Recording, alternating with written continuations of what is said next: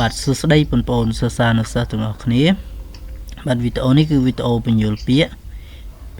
ពិបាកអញ្ចឹងនៅក្នុងវីដេអូនេះគឺមានតែ3ពាក្យទេ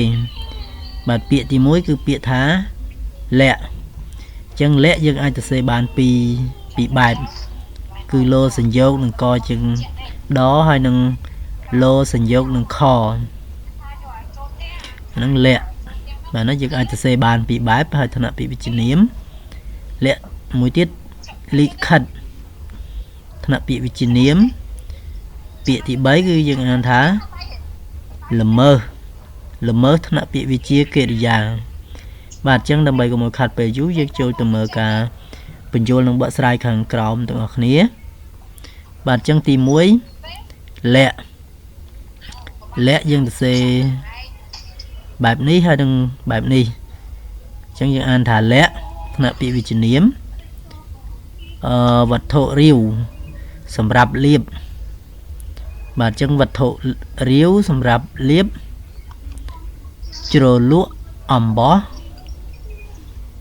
សូត្រយកពណ៌បាទអញ្ចឹងលក្ខគឺសំដៅទៅលើវត្ថុរាវសម្រាប់លាបជ្រលក់អំបោះសូត្រយកពណ៌អំបោះសូត្របាទណាយកពណ៌បាទទី2លិខិត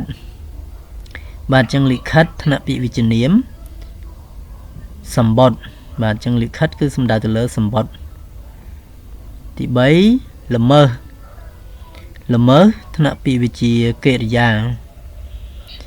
ប្រព្រឹត្តលើសរំលងលើច្បាប់បាទអញ្ចឹងល្មើស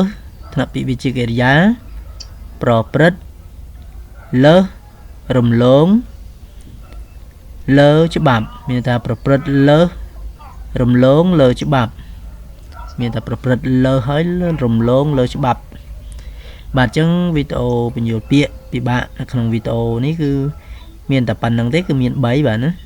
បាទហើយអរគុណសម្រាប់ការទស្សនាវីដេអូមួយនេះបាទ